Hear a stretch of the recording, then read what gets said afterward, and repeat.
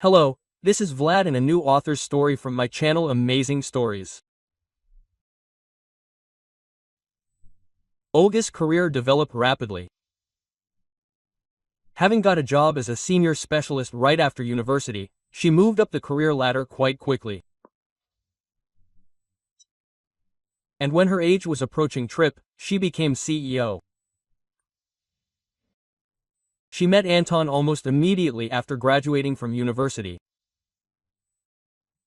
At that time, the guy was already working on a small farm providing services for the repair and adjustment of automated equipment. Anton was unable to enter the university on a budget place, and he did not go to a paid place, although he had enough points for this. There was no money, Noel explained. My father wanted to take out a loan, but I knew that they were already making ends meet at home. After all, I am not the only child in the family. So I ended up in college. I am a loser. It happened that way. After college and military service, I could not find a good job. In this company, however, everything is more or less going, but I cannot rise above a simple adjuster. The relationship between the young people quickly grew from simple friendship into something more. And 3 months after starting work at the company, Olga married Anton. The young man tried to make a significant contribution to family life, but his wife's salary always exceeded his income, so he constantly felt a kind of inferiority.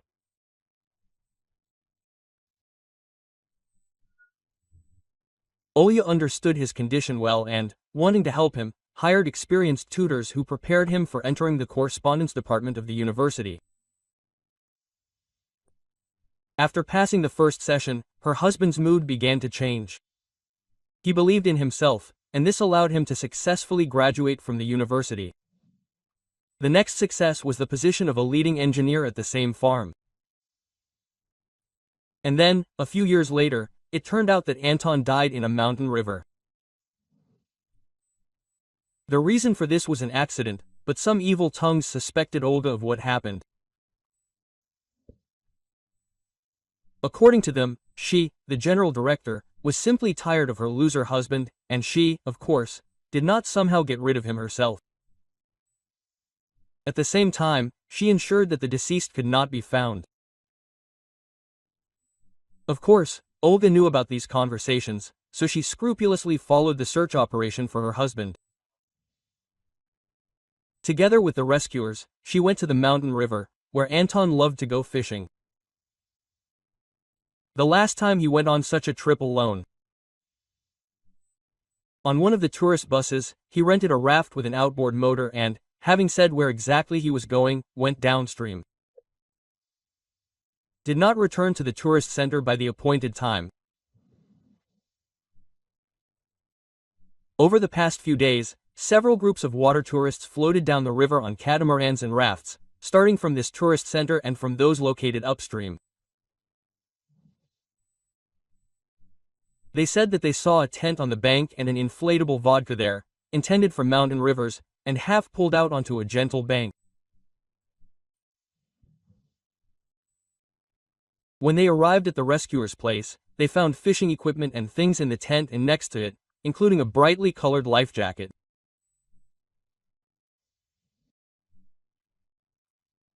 An unopened backpack, the absence of a recent fire, and some other signs suggested that the accident occurred almost immediately after arriving at the scene.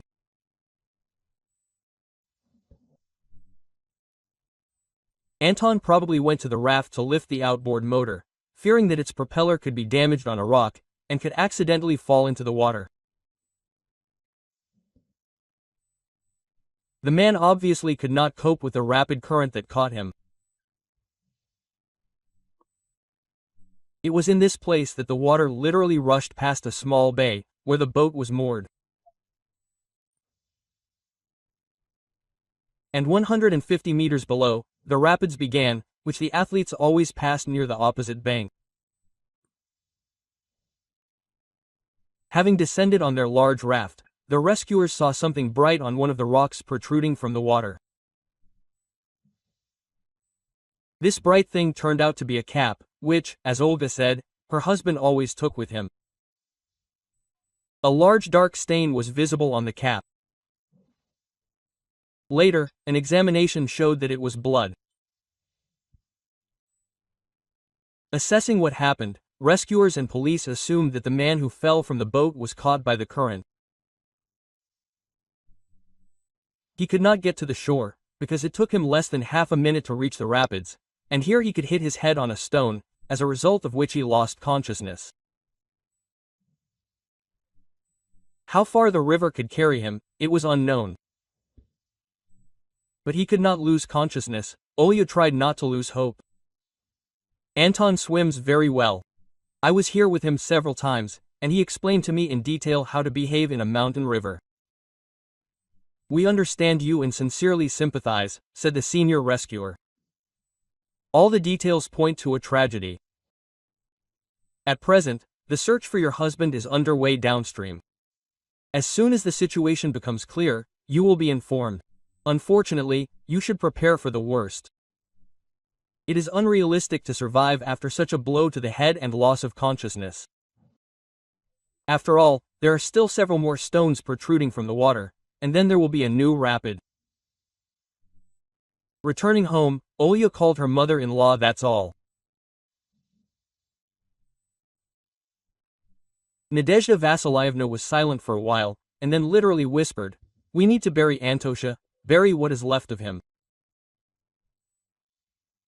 You brought things from there, and a fur coat, and there. So we will bury them. If it turns out that your husband and my son are found, then we will bury them again. But why keep the things?" Olya did not understand the meaning of the proposal. "There will be a grave." In the same tone and also almost a whisper, the mother-in-law explained. It would be possible to come there, remember Anton, fix something, remove some weeds. Time passed, and there was not a day when Olya did not think about Anton. She truly loved him, and this feeling appeared in her a long time ago, never weakening with time. They almost never had quarrels. The only thing they lacked was children. At first they were sure that it was too early, but then nothing worked out for them. Most of all, the mother-in-law was worried about this situation. Nadezhda Vasilyevna treated her daughter-in-law very well, and sometimes it even seemed to Olya that the woman's own son was secondary. Although her mother-in-law did not tell how much she wanted grandchildren. Her views on little girls and boys could be understood without words. Nadezhda Vasilyevna would not just be delighted with the birth of a grandson or granddaughter, she would be in seventh heaven. Following her advice, Olya made a symbolic grave at the new city cemetery. The place was provided not very far from the entrance on a plot located near the fence.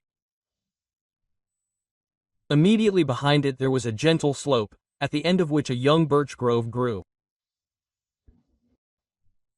She visited her husband's grave on Sundays. The cemetery was located not far from the city, near a village that could well be called its satellite town. It housed an industrial enterprise, and the development was mainly represented by 5- and 9-story buildings that appeared here back in Soviet times. On the eve of another trip to the cemetery, Olya got caught in a real downpour. Wanting to take a short walk, she went to a grocery store located about 300 meters from her house. When she was returning and had already walked half the way, lightning suddenly flashed somewhere nearby and thunder rumbled at the same time. Literally immediately after that, rain poured down and the wind rose. She did not think that the weather would get worse in the next half hour. She did not take an umbrella. All her clothes got wet right away. Despite the warm summer day, it was very cold in wet clothes and a strong wind. Unfortunately, there was nowhere to hide, since this part of her path passed through a recently laid out park, where, apart from small trees, a few benches and street lamps, there was nothing else. Olya hurried as best she could, even tried to run, but it was very difficult in high-heeled shoes. Realizing that she needed to get home as quickly as possible, the woman took off her shoes and ran barefoot. Unfortunately, jogging did not help. Towards evening it became clear, a cold. Having made sure that her temperature was elevated, Olga began to bring it down with antipyretics. It was not working well. Of course, she could have called an ambulance, but she did not want to do this because of some elevated temperature. In the end, by nightfall, she managed to bring the temperature down almost to normal. Olga wrapped herself in a blanket and fell asleep. In the morning, only a slight malaise remained from the previous day's condition. Just in case, having taken an antipyretic, she, after breakfast, called her mother-in-law, saying that today she was going to plant perennial flowers around the perimeter of the symbolic grave, the seeds of which she had bought the other day.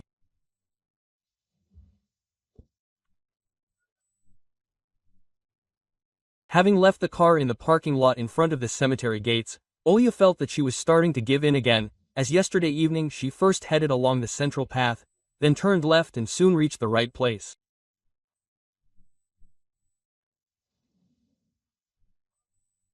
Sitting down on a small bench near a hillock that was not yet overgrown with grass, the woman brought the flask to the back of her hand. It seems like my temperature is rising again, she thought. Why didn't I take anything with me? Oh, I should have called Lesha yesterday to find out what else to take for a cold. Alexei was her brother. After graduating from medical school, he first worked as an ambulance doctor, then got a job as a therapist at a city hospital. She could, of course, call now, but she rejected the idea. She didn't have any pills with her anyway. Okay, I'll call when I go back, Olya decided. And on the way back I'll stop by the drugstore. Now I'll just sit for a bit, it will get better, and then I'll sow the seeds. Unfortunately, it didn't get any better. She sat with her head supported by her hands resting on her knees, listening to her feelings and waiting for things to get better. Auntie, are you feeling unwell? Quote, she suddenly heard a child's voice. Removing her hands and raising her head, Olga saw a girl of about 10 years old in front of her. She was standing, looking at her sympathetically.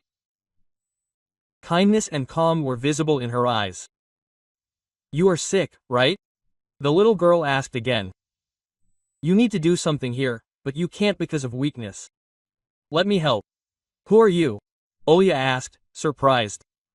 And why are you alone? What are you doing here anyway? I'm Masha. I'm always alone here. There's a hole in the fence, and I go through it. And over there, behind the birches, is our orphanage. And you can also go through a hole in the fence there. I walk around like this every day, helping people here. I pull out someone's grass, and paint someone else's fence. And they pay a little for it. And then I buy something tasty and share it with my friends. Lord, was all Olga could think when she heard the child's words. I think I have some cash with me. I'll give it to her. Let her buy something. Although, it's unlikely that she'll just take the money. Oh well, maybe they'll spread the seeds then. Smiling affably, Olya suggested, let's do everything together. I'll loosen the soil, pull out any grass that gets in the way, and you'll lay out the seeds. And with these words she began to get up from the bench. But the dizziness that had suddenly set in made her give it up. You feel very bad, the girl asked sympathetically. Maybe you'll sit down and rest? I'll do everything myself. I understand what's needed. Give me your iron. Wait, Olya asked. Here, taking a 500 ruble note out of her purse, she handed it to the child. Take it right away. I really don't feel well. Oh, that's a lot, the girl was surprised. They pay 100 rubles for this kind of work. Oh, it's okay, everything's fine. Olga smiled.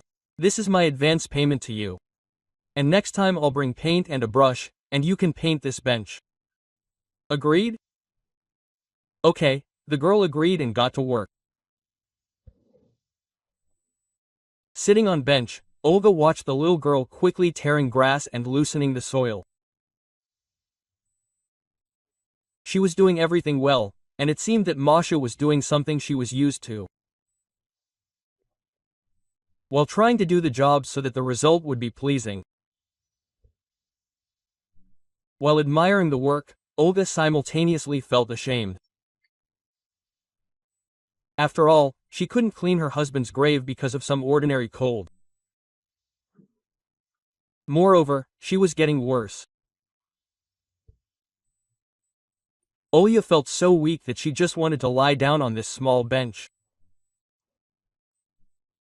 Close her eyes and not think about anything, expecting that her condition would improve at least a little. At some point, she felt so weak that she involuntarily leaned over the bench, as if she was really going to lie down on it. She tried to sit up as before, and then her head started spinning again, and much more than before. Blurry outlines of the gravestone and the girl flashed before her eyes.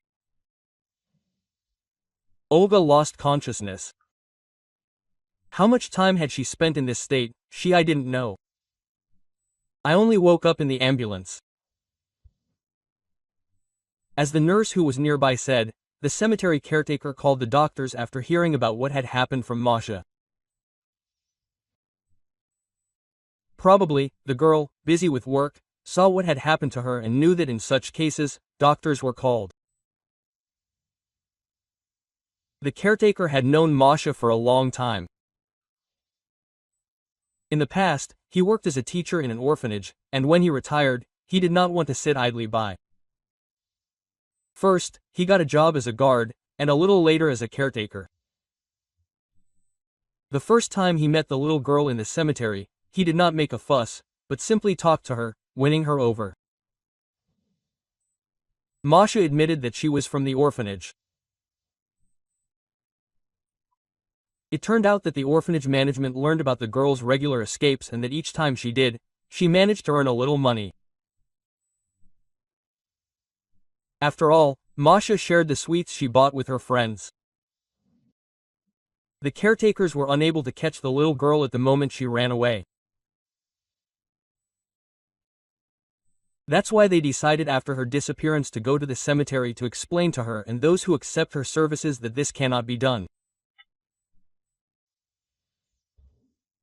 Of course, they knew Dmitry Fyodorovich well at the orphanage. After all, he had worked there for several decades. Seeing Masha talking to the caretaker, the caregivers realized that, in principle, nothing bad was happening. And if you deprive her of the opportunity for such communication, she might withdraw into herself. Since then, the staff was aware of what was happening and simply did not interfere with Masha. An ambulance that arrived on call took Olga to the second city hospital. By the evening of the same day, doctors not only stabilized her condition, but also achieved significant improvement. However, they were unable to bring her temperature back to normal. That is, there was still an inflammatory process in the body, which meant that it was necessary to conduct tests, make a diagnosis and treat until complete recovery. When Olga was informed about this, reminding her that she must provide an insurance policy, the woman called mother-in-law. Nadezhda Vasilievna was scared at first, but when she learned that it was not something terrible, she asked how she could help. The mother-in-law had the key to Olga's apartment, so literally an hour later she arrived at the hospital with all the documents.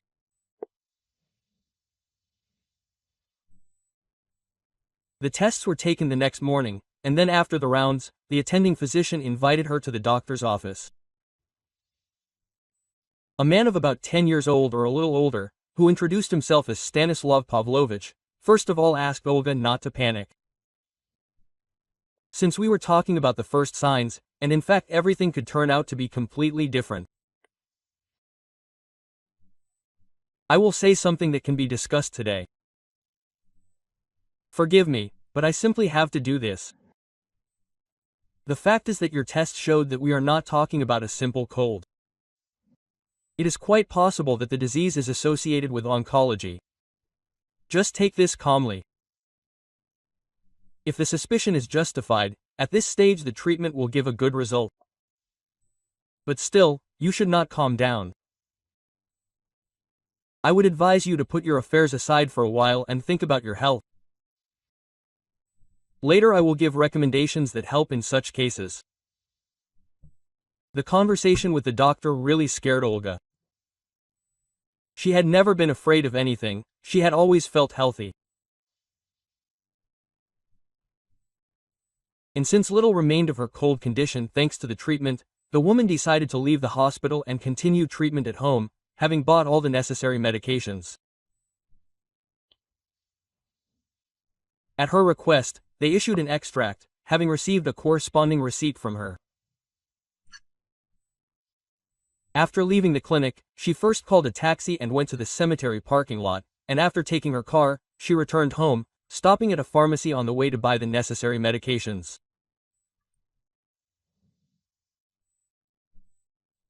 Of course, it is undesirable to endure even a common cold on your feet, but just these days at work there was an albeit insignificant, but still a decline.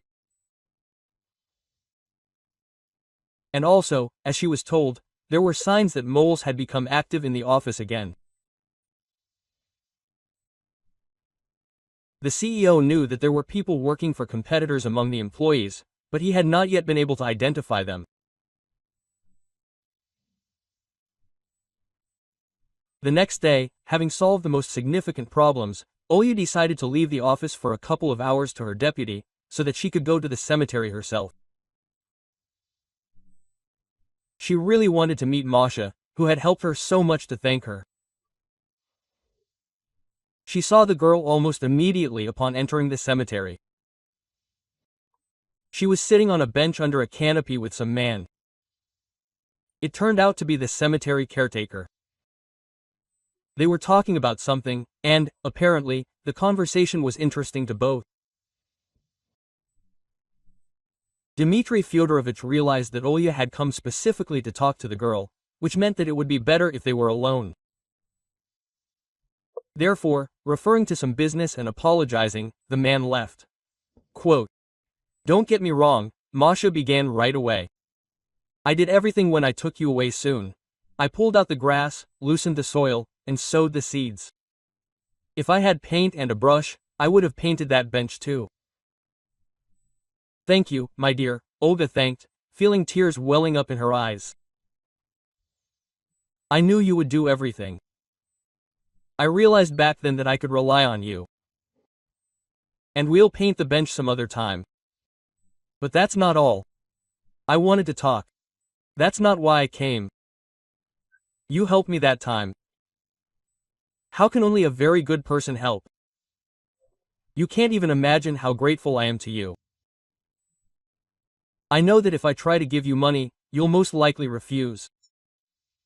"Yes, I will refuse," looking straight into your eyes, Masha said. "In my place, anyone would have done the same. Of course, I should have called an ambulance. But you know, what did she want to say?" Yesterday the girl looked around and, switching to a whisper, continued, "I saw some guy on the grave.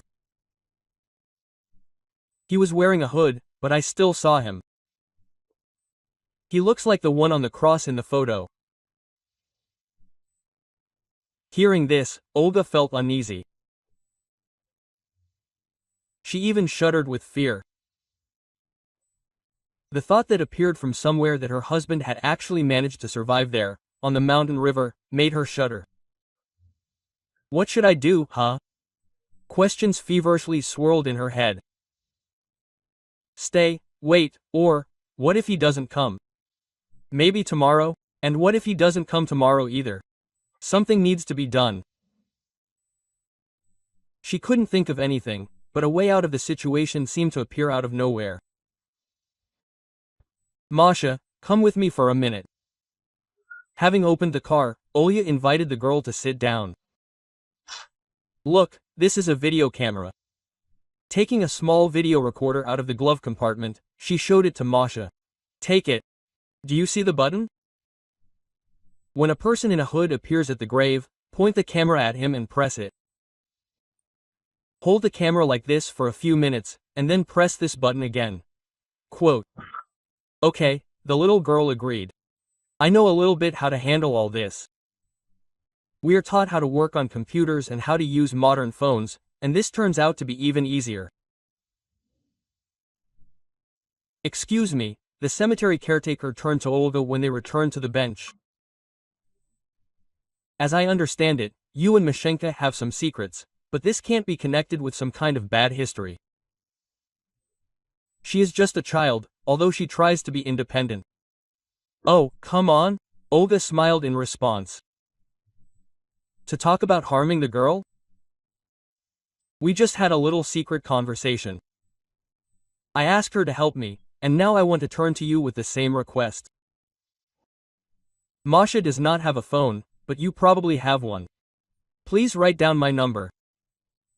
If everything works out for us, she will ask you to call me and let me know that everything worked out.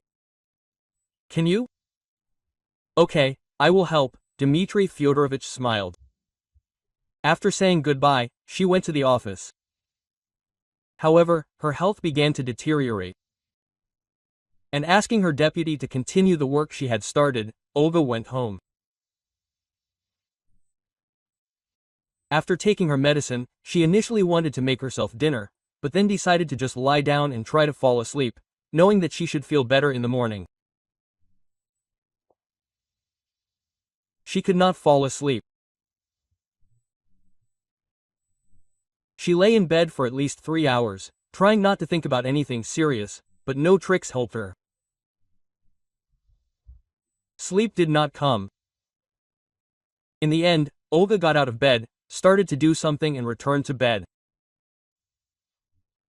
This time she passed out after a few minutes. True, despite the pill she took, this sleep was restless. Dreams interfered. They were so clear that they seemed real. True, what she saw was forgotten immediately after waking up. The only thing she managed to remember was the feeling that she was not alone in the apartment. That someone was walking around the rooms, sorting through something, throwing things on the floor. Waking up and opening her eyes, the woman realized that there was no one in the apartment, then she closed her eyes and fell asleep again. In the morning, Olga saw that many things in her room and in others were turned over and scattered. Having looked at the mess, Olga did not understand anything. After all, she remembered that she had gotten up several times during the night and was here alone. There was clearly no stranger.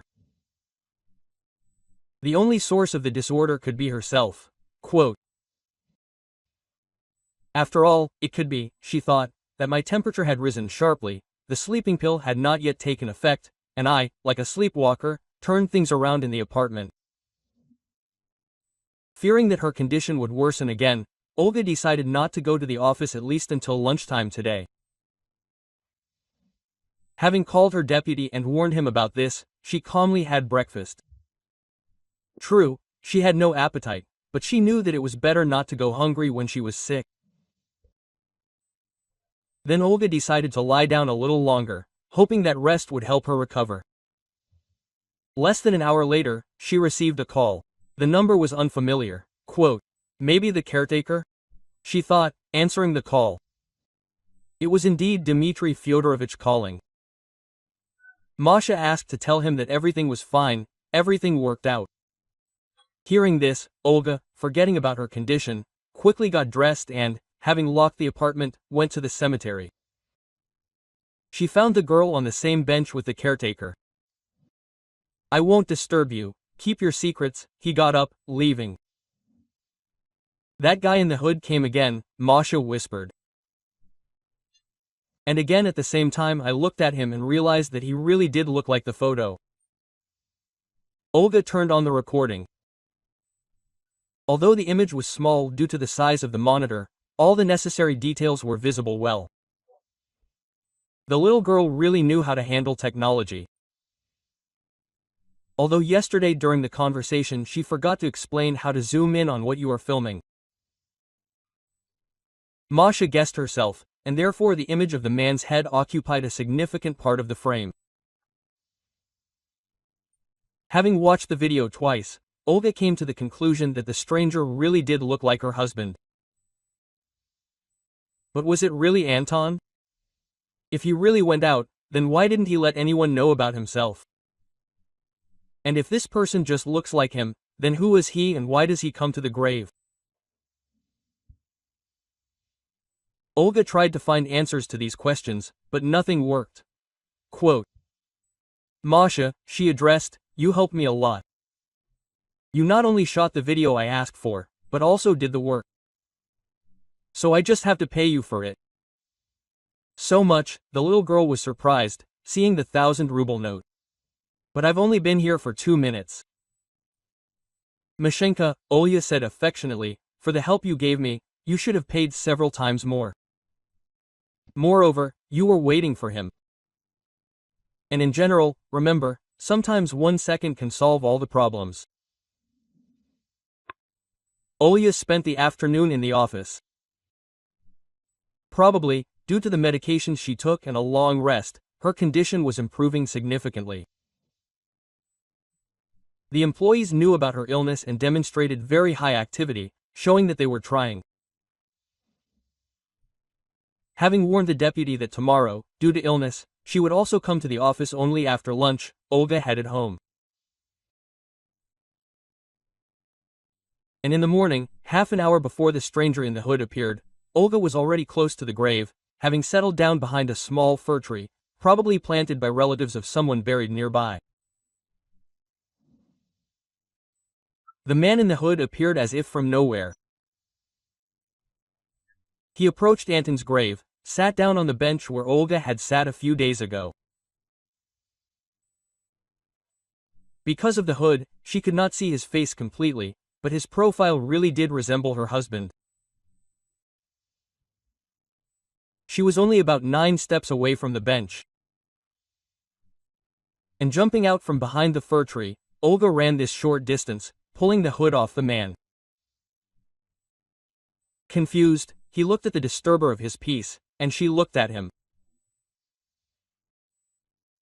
And indeed, the man looked like Anton, but it was not Anton. The strength that had appeared from somewhere left Olga, with difficulty holding back tears, feeling how her legs were filling with weakness, and somewhere inside some lump was appearing. She, trying to suppress the trembling in her voice, apologized to the stranger. Although he was stunned by what had happened, he still guessed in time that she was unwell. Embracing Olga, the stranger carefully sat her down on a bench, and for several minutes they sat silently next to each other. Then the man began to tell. I saw what happened that day on the river. Quote, By the way, my name is Alexander Yurievich, he said, carefully choosing his words. And beware that what is said can somehow harm. My favorite place is on the opposite bank. There is a small bay and a narrow section of a sloping bank, so that the boat can be pulled out of the water a little without difficulty. According to him, Anton, having gone downstream a little below the place where the rescuers found the raft, turned around and, pressing himself to the shore, went up to a small bay with a calm current. Having pulled the small vessel higher onto the shore, the man unloaded it, then took off his life jacket, helmet, set up a tent and unfolded a large bundle. I wasn't hiding, Alexander continued his story. It's just that from the opposite bank, I, sitting by the water, was almost invisible. And he wasn't looking in my direction. But I saw how your husband, standing on the shore, was pumping something up with a foot pump, and it soon became clear that it was a small inflatable boat.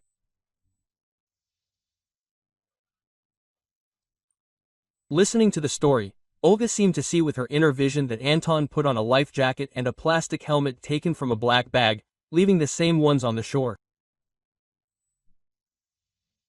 Having thrown both bags into the small boat, he pushed it into the water and, having sat down, began to row. Having reached the rapids, Anton threw both empty bags into the river and, carefully maneuvering, directed the boat to the rapids. But he could easily capsize on the rocks in what you call a one-man boat.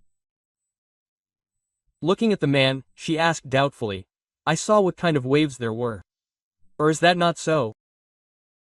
About a day before that day, there had been heavy rains in the mountains, the man explained. The water level was 40 centimeters higher, or even more. This rapid is dangerous only at low tide. And after a good downpour, most of the dangerous rocks disappear. The draft of boring boats is small, and they easily pass over such places.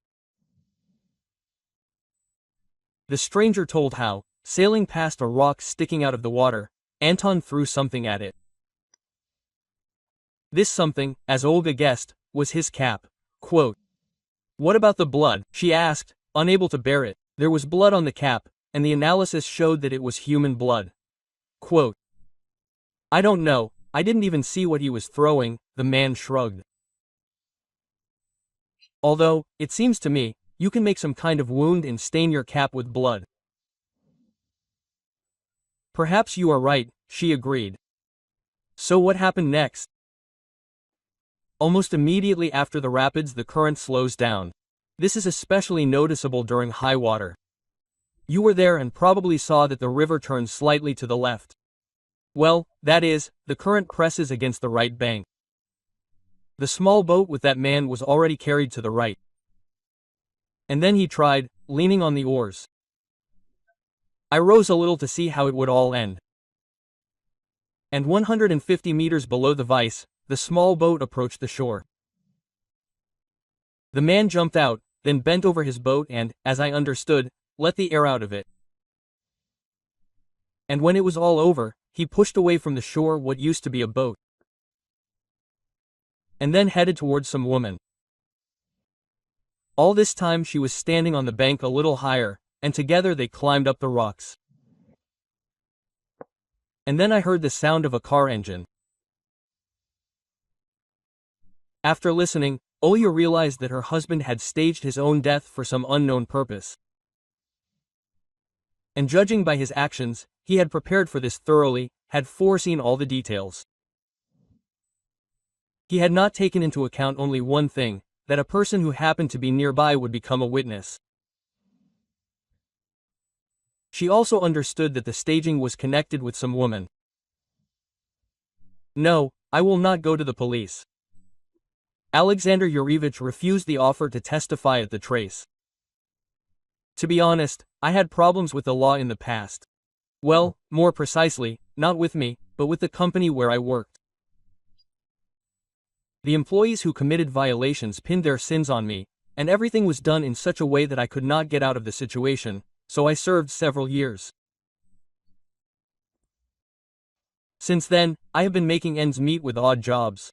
Freelance. So, it turns out that you were in business? You probably know finances pretty well." Olya was happy, having specified the man's length of service. "And I just need an experienced employee. I am the CEO and there is a vacancy. I can't find a competent specialist. Maybe you can come today after lunch or tomorrow." At first, Alexander refused, citing a long break in work and calling his activities after leaving the colony a frivolous occupation. But she managed to convince him to try his hand, especially since she would not make high demands right away. In the end, Alexander agreed. The next day off, Olga came to the cemetery again. She was not going to go specifically to the grave, but wanted to meet Masha. After waiting for the girl for about an hour, she headed for the exit. Dmitry Fyodorovich was sitting on the bench, as often happened. The director at the old house was replaced, and the new one forbade Mashenka to go outside the territory, the caretaker explained. It's boring without her. Yesterday I went up to the fence, and there she was, as if I could feel it, waiting for me there. We talked a little. She's a good girl. Grandpa calls me. Yes, really, she's a good girl, Olya agreed with a sigh. A colleague of ours, with whom I had the chance to work, told me that the new boss used to be the director of another orphanage, and there were financial violations there. They couldn't find a fairly large sum. My friend's daughter-in-law works in that orphanage, and I think that this director will also come up with something with the finances in his new place. Alexander Yurievich came to their office the next morning. Judging by the fact that he was up to date, he was able to get into the swing of things on the third day. Olga realized that the specialist was truly competent, which meant that she could continue treatment, relying on her deputy and the new employee.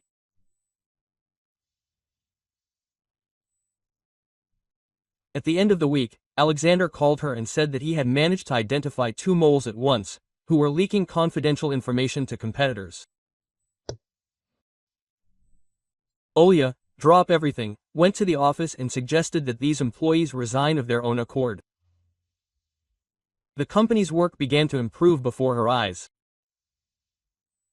Olga calmed down a little, and now she began to be more interested in her missing husband.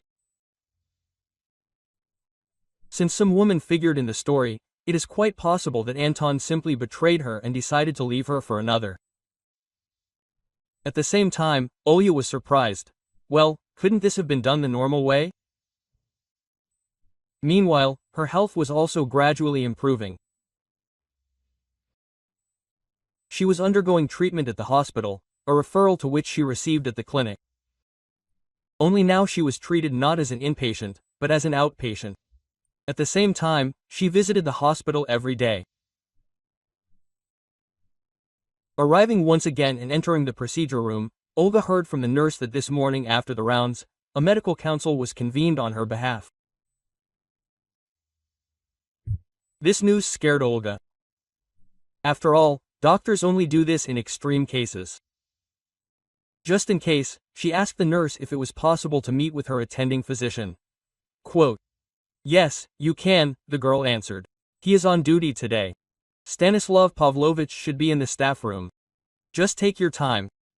After this injection, you need to just sit for 10 to 15 minutes." Olga could hardly wait for this time to end and headed down the corridor in the right direction. Opening the door to the staff room and seeing Stanislav Pavlovich sitting at the table, she said hesitantly, "The nurse told me that there was a consultation. Am I all right?" "For God's sake, don't worry, sit down." The doctor pointed to a chair. "The thing is that an error was made during the tests when you first came to us. It was insignificant, or rather, just minimal, but this minimum was enough to get the wrong result." "So what now?" Trying to remain calm, Olga asked. Quote, "The day before yesterday you took the tests again," the doctor continued. "The result was completely different. Our lab technicians are not to blame. The drug we received for work did not have the required concentration, and now everything that meets the requirements was used. And repeated tests showed that you do not have even minimal signs of oncology. So from this evening you will have a different treatment. We will use other drugs for injection." "You, nurses?" "No," she said, "you just need to sit and then go." That day, Olga went home in an elevated mood. It even seemed to her that the weakness, which had been getting stronger and weaker for a long time, had completely disappeared. The next day, after visiting the clinic, Olya went to the office. In the previous days, she also went to work every day, but was there for no more than half an hour. She only familiarized herself with the most necessary reports. This time, she began to familiarize herself with the events taking place more thoroughly. After analyzing the results, she realized that the company had begun to reach a new level. And she also realized that the credit for this belongs to Alexander Yurevich. The management of the holding company, which includes our company, said that it would be better for me to have 2 deputies, Olya recalled. And I tried to find a second one for some time, but there was no specialist of the required level, and now, it seems, there is.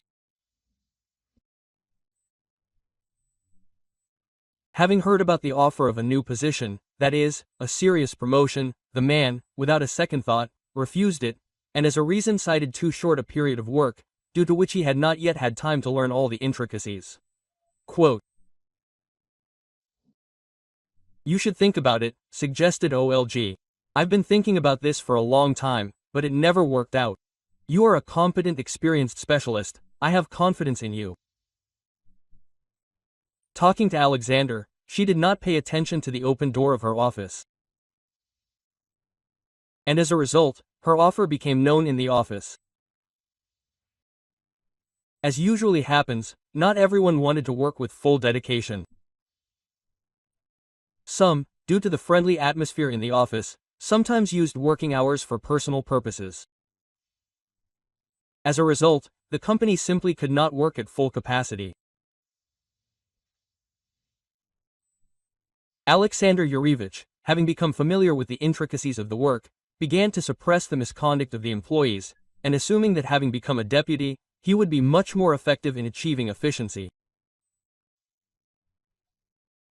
Some employees began to openly resent the choice of the general director, calling on others to strike. Olga, who came out into the corridor, was met by a delegation of the most active. They gave an ultimatum. Either she abandons her decision to appoint Alexander Yurevich as deputy, or they stop working from today. And then, if this does not work, they will simply quit. Olga understood that if she gave in, the efficiency of the work will begin to decline.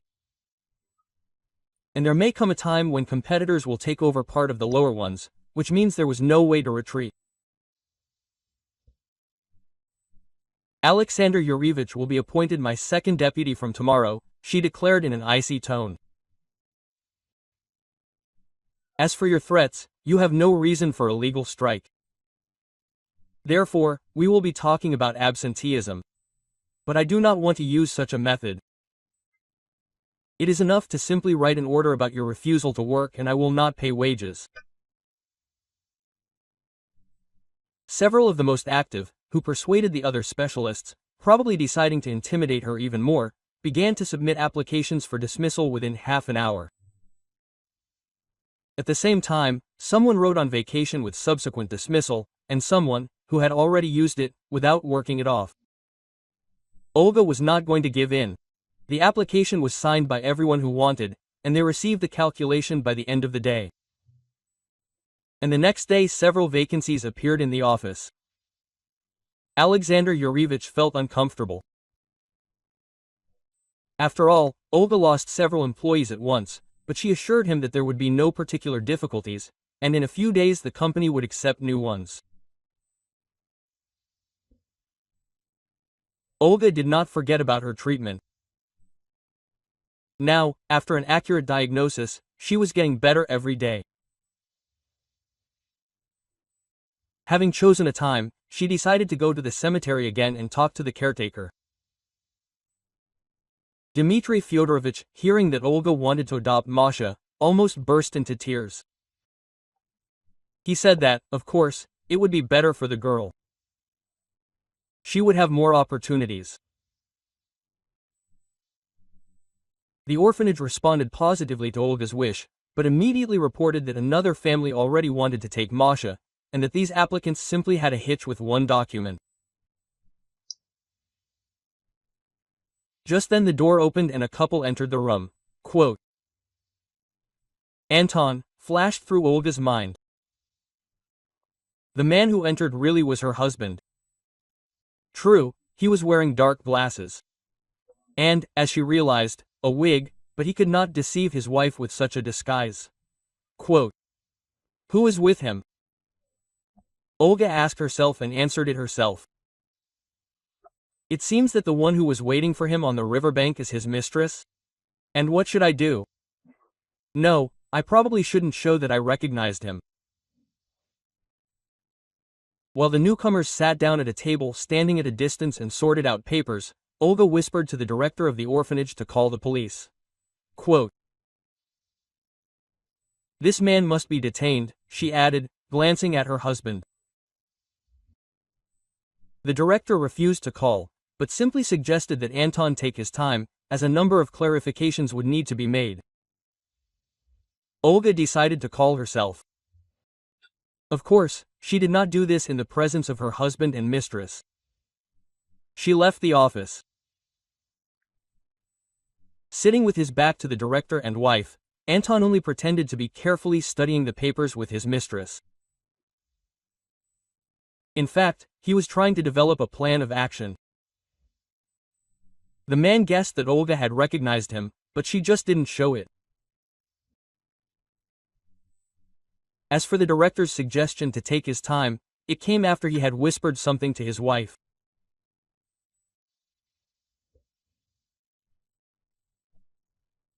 Anton came to the orphanage with his mistress to pick up little Masha, who was his and Anastasia's daughter. That was the name of his mistress. He had been in a relationship with her even before his wedding with Olya. But after the birth, the mistress did not want to raise her daughter, and gave her up to an orphanage. Now, after Anton had faked his own death, she, unable to withstand his pressure, agreed to take the baby. Listening to Nastia's explanation, Anton did not even try to understand what she had said. He was still looking for a way out and could not settle on any of the options. The man heard the door open and Saul returned to the room. He always recognized the sound of his wife's footsteps. Now, listening to them, he realized that her confident steps had always pressured him too. Why did he marry Olga? Now, remembering the distant years, Anton understood. At first, he simply liked her, and then he guessed that the girl had those qualities that allow people to achieve something significant.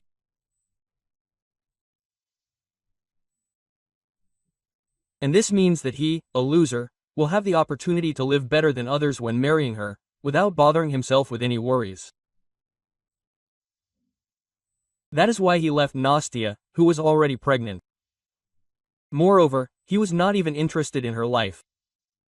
He was afraid of only one thing, alimony, which his mistress could apply for after giving birth. That's why Anton took Nastia's refusal of his daughter calmly. And after years, the man realized that he felt his inferiority more and more. It began to seem to him that living with a rich businesswoman was just torture. After all, Olga paid for most of his purchases. And he got so used to it that he even began to put aside his earnings, assuring himself that it was just for a rainy day. The idea of faking his own death was suggested to Anton by his mistress. She managed to get new documents through some acquaintance, thereby ensuring his safety. The man guessed that the hype after his disappearance would die down pretty quickly. After all, he played out the performance of his own death perfectly. After all, it is almost impossible to find a drowned person in a mountain river. But you never know where the fast current can carry him. The memories that suddenly flooded Anton disappeared. What to do? He asked himself again. It is clear that they will not give them the girl today. Or maybe they won't be able to take her out of the orphanage at all. Who knows where Olga called when she left? Maybe the police. And what could they charge him with? Oh, it's a pity I didn't strangle her that night when I came home. To check if she had changed the locks. And I still needed to take her bank card. Yeah, I spent a lot of time searching. I found it with difficulty. I made a mistake by leaving a mess. What if she realized something when she woke up? Anton understood that the best option for him and Nastia was to immediately leave the orphanage. But he didn't know how to tell his mistress this so that she wouldn't start to complain. And they didn't need the noise now. Finally, a very convincing and safe plan matured in his head, but he didn't have time to put it into action. The door opened and 3 police officers entered the office. Anton and Anastasia were detained.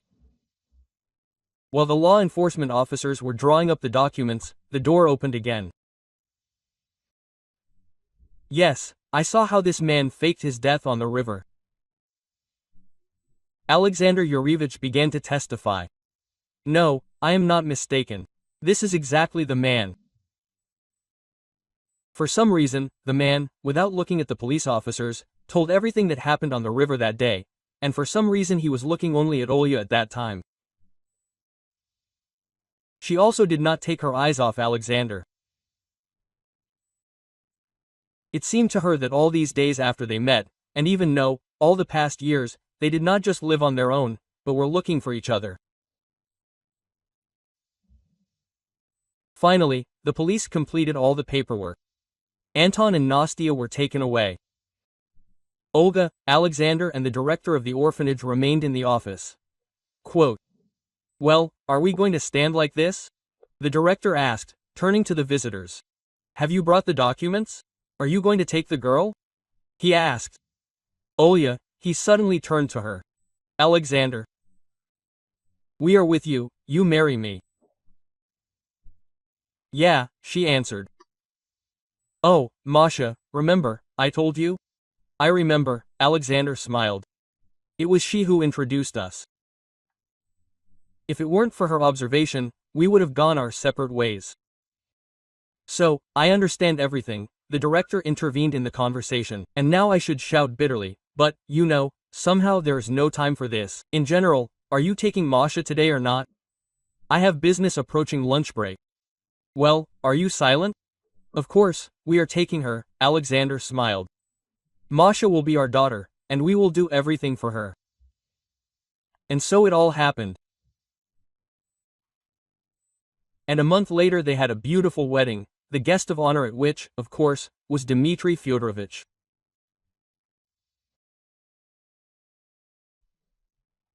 If you liked the story, I hope you will support me with the thumbs up button. All the best.